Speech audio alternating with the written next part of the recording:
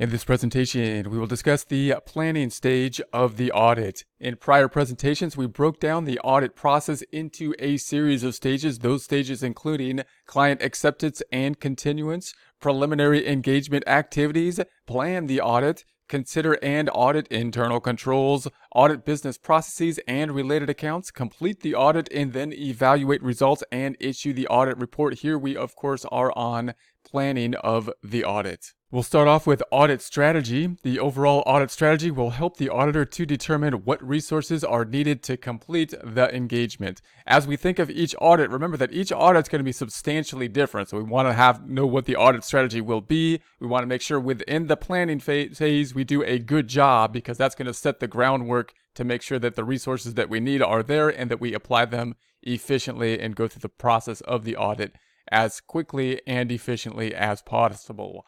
Audit plan. An audit plan is then developed in more detail than the strategy. So first, of course, we're going to think of the overarching strategy. You could think of us trying to put this framework together. First, we're thinking about the overarching strategy.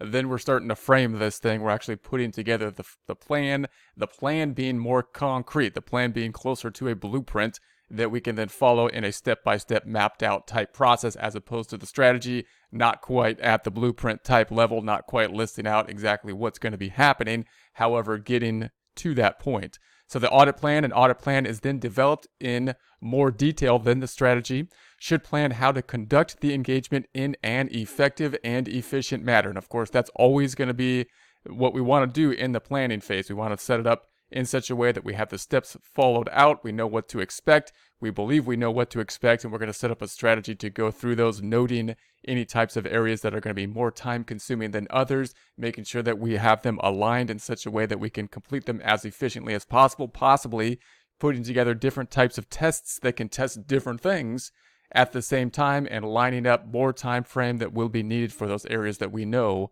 will be more difficult and more time consuming. The planning steps include assess the business risk. So we're going to say, what is the business risk? Establish materiality levels. We'll discuss more about what the establishment of materiality levels are. But note, we're always going to have to be thinking that we're not going to have the 100% assurance. There's always going to be some risk. There's going to be some risk, and therefore we need to calculate what the materiality risk would be, which is a little strange because we're actually calculating what would be acceptable amount of degree of risk or amount of error in terms of materiality in order to plan the audit. So we'll discuss a little bit more of how to do that.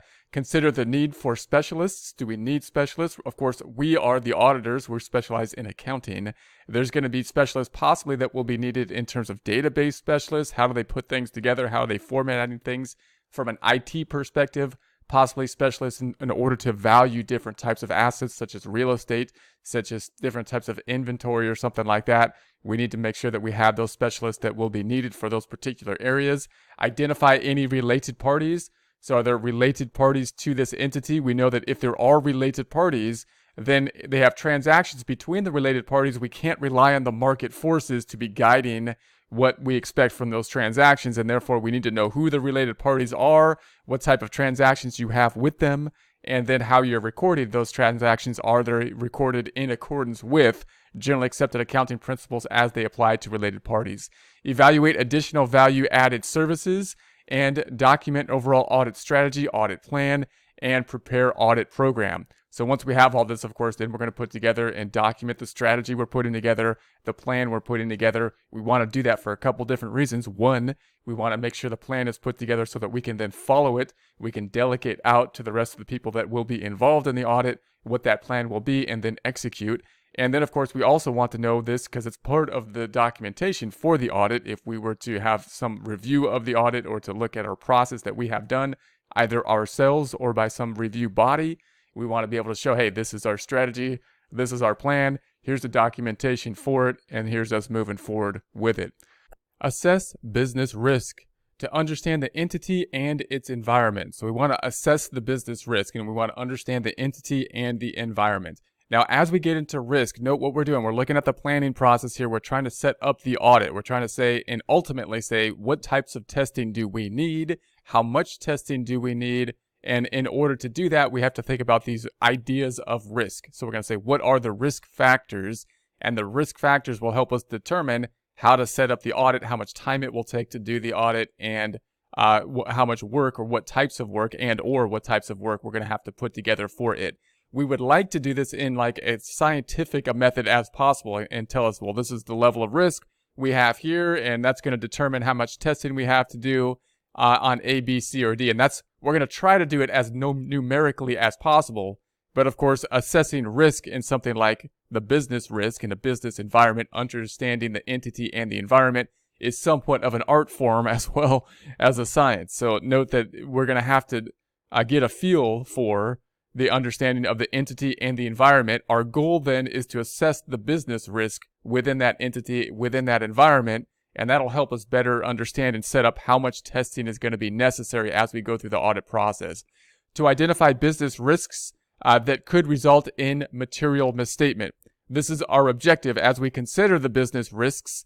We're saying what type of environment are they in, what type of entity are we dealing with, and then for our purposes, we're saying could these type of entities and the environment they're in lead to a higher risk of material misstatement in the financial statements. And obviously some industries are more highly complicated, some industries are more risky just in general, some are risky in terms of being a going concern type of risk, and some are just risky or complicated in terms of how they have to put together their business model, and those things can increase the likelihood of mistakes and problems happening, which would lead to misstatements. Those are the types of things we want to assess. Understand how the entity responds to the business risk and ensure response has been done.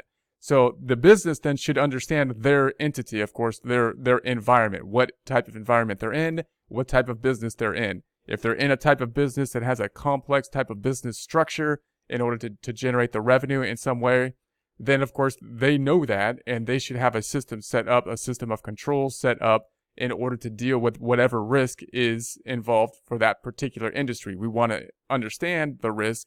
We want to ask the business, how do you deal with this risk, and see if they are implementing whatever controls and whatever functions they have in place to deal with that particular risk for that particular type of business entity.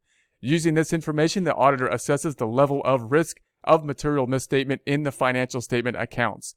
So we're going to use this information, of course, to assess the level of risk in the financial statements of material misstatement, because, of course, that's our goal when we make the audit, is to see whether or not, or give an opinion if there's material misstatement. That's what we're going to be gathering evidence for, as detectives would. And part of that evidence gathering process in the front side of things is to assess the business risk and put that in as part of our plan. Establish overall materiality.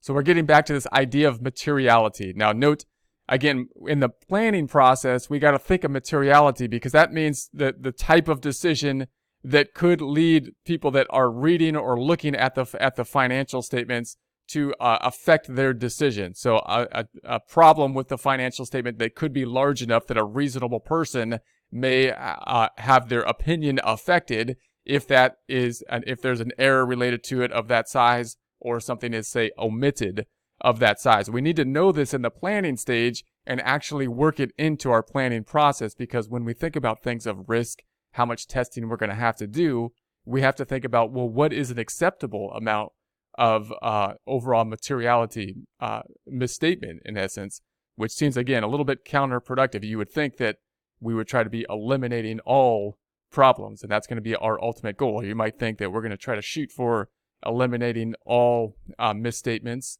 and then whatever we don't get is fine. But that's not the way we have to do it. If we're trying to do this efficiently, we have to say, okay, what's going to be the material misstatement that would be basically acceptable, that would be under the threshold, and then start to plan our process from there. So to do that, then we have to establish things like the overall materiality.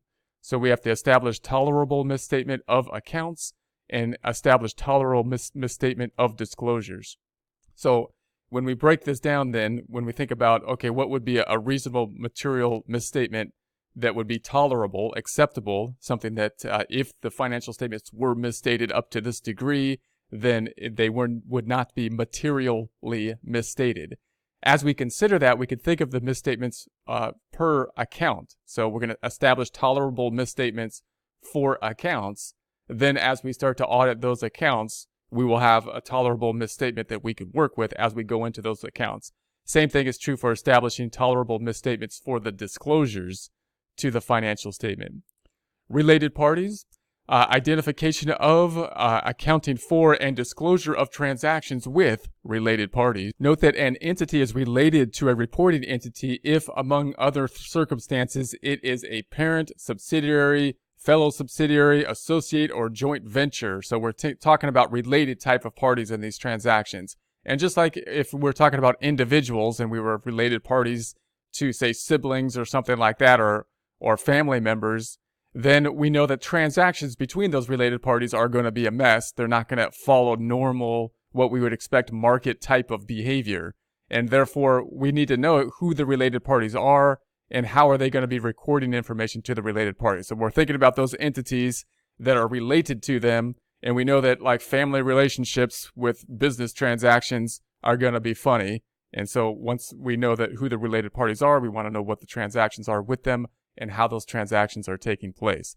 So we're going to inquire about names of the related parties, nature of the relationship, the types of transactions with those related parties, reasons for entering into the transactions with the related parties. And again, if we look into these things, obviously the reasons for transactions with related parties could differ substantially than what we would expect for the reasons of transactions for parties that were not related. In other words, if you have a business transaction with a party that's not related to the company, then of course it's probably due to the fact that the company needs revenue generation being the objective in some way, shape, or form. We paid for something in order to have revenue generation in some way, shape, or form to help us with that process.